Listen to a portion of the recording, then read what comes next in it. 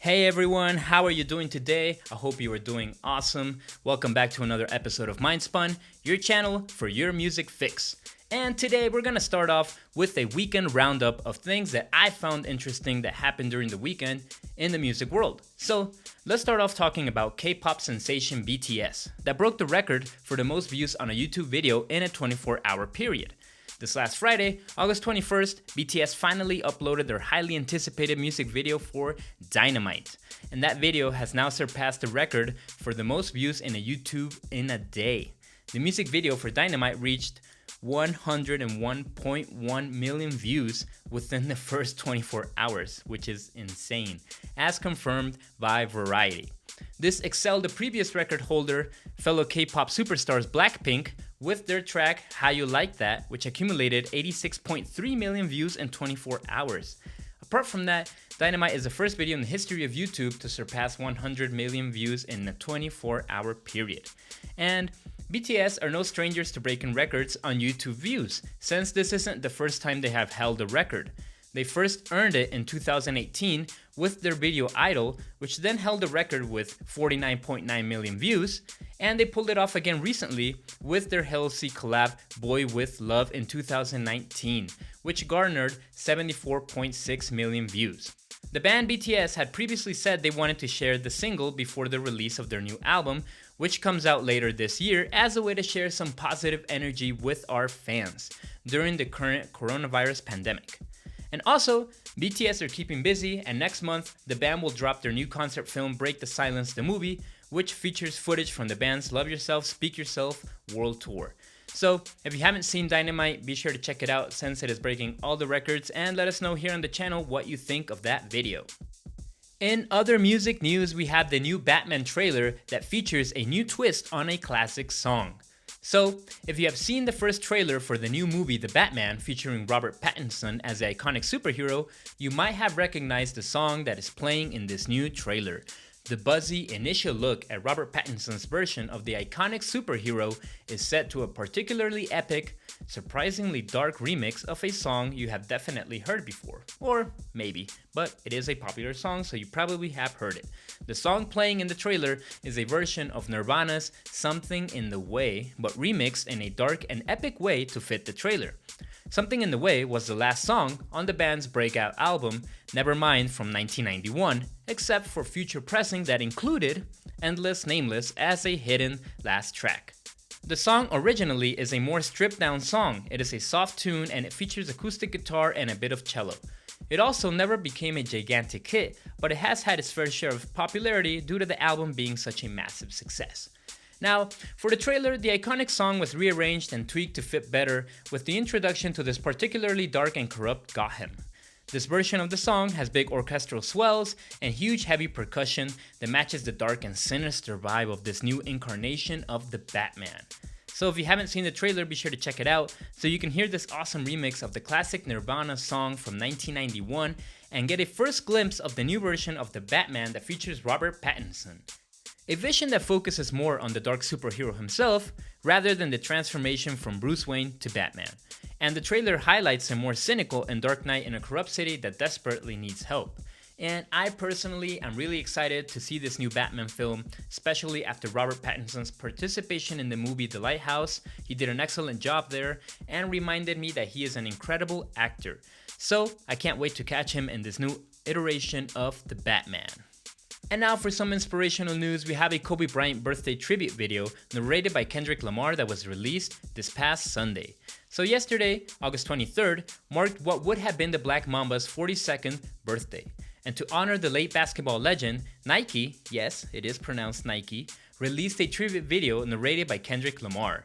And Bryant sadly passed away earlier this year, January 26th, after the helicopter he was traveling on crashed. 5 people were confirmed dead, including Bryant's 13-year-old daughter, Gianna Maria Honor Bryant. And in this new video titled Better Mamba Forever Nike, the sportswear brand celebrates the life of the 5-time NBA champion. The clip starts off with Kobe Bryant in action on the court. The LA Lakers legend can be heard saying, "You wake up every single day to get better today than you were yesterday." And after that, hip-hop legend Kendrick Lamar starts a monologue about being better. better dreamer, better waker, better stretcher, better walker, better talker, better walking the walk and talking the talk. And while Lamar continues, the clip hosts various other athletes in action, and then it goes on to show people marching and protesting. Better leader, better generation, better nation, just be better. Can you do that? And the video, to be honest, it got me. It had my eyes watering a bit as images of everyday people trying to become better at something show up, and then the photos of Kobe with his daughter in his arms appear as Kendrick repeats the line, better father, better father, better father. And that got me hard, man, since I am a dad of a little girl as well. But it also lifted me up to do better today, and I know it might sound cheesy, but that was an excellent tribute clip to celebrate what would have been Kobe's 42nd birthday. Rest in peace, Kobe. And in other news, we have that Akon passed on signing Drake because apparently he sounded like Eminem. That is so weird, I can't imagine that. But yes, apparently during a recent interview with VladTV, Akon says he took a pass on signing Drake to his Konvict music record label because Drake sounded way too much like Eminem. Akon regarding that said the following: "At the time, believe it or not, Drake sounded more like Eminem. That is every artist's development. You can see the difference between that demo and best I ever had." And Akon further explains that fellow Toronto rapper Cardinal Offshot brought Drake's early demo work to him, and by the time Drake developed his style and started a bidding war with Best I Ever Had and So Far Gone, his price had skyrocketed. And that's when Cardinal was like, "Yo, I told you this guy was gonna be the bomb." And then Akon said, "Well, reach out." And then Cardi was like, "You can, but the lowest bid right now is $1 million. And Akon has mentioned that he passed on Drake before, but this is the first time he has stated that it was because he sounded way too much like Marshall. I mean, despite this, Drake has done incredibly well in his career with signing T-Pain and being responsible for the launch of Lady Gaga's career. And regarding this, Akon mentions the following: "Out of all the artists today, to me, Drake is worth every single penny.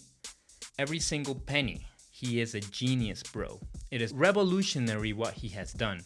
So it seems it probably did sting him a bit whenever he sees his YouTube views or his sales in general, but he's done pretty well, so I don't think Akon can complain. And to end today's episode, we have some sad news regarding a band we love here at Mindspun, which is King Gizzard and the Lizard Wizard. And sadly, they have parted ways with drummer manager Eric Moore. In an Instagram post on King Gizzard's Instagram, the band confirmed that Moore had to part ways with the band. The post reads as follows: "It is with heavy heart that we announce Eric's departure as a member of King Giz to focus solely on Flightless Records. Over the last decade, as both member and manager, from airport to soundcheck and from tour bus to stage, he was there each step of the way. Eric made an immeasurable contribution to the band, and we are sad to see him go." And Moore, who was one of the two drummers for the band, on his Instagram wrote, "I hope that the shows, tours, and Gizfest made an impression and provided an outlet for joy and lasting memories. Whilst I am deeply saddened by this decision, I don't have any regrets. I have enjoyed every second of being in this band and the journey it has taken us on. I will forever be in awe of the musicianship, creativity, and work ethic of every single member. I was a fanboy from day one, and I'm so grateful for everything I have learned with my best mates by my side." And neither statement indicates if he will be replaced in the band or they will just stick with one drummer, but Pitchfork has emailed the band's representatives for comment. And the band has recently announced a documentary called Ratty, so check it out, about the making of their 2019 record Infest a Rat's Nest, which is also an excellent record, so check it out as well.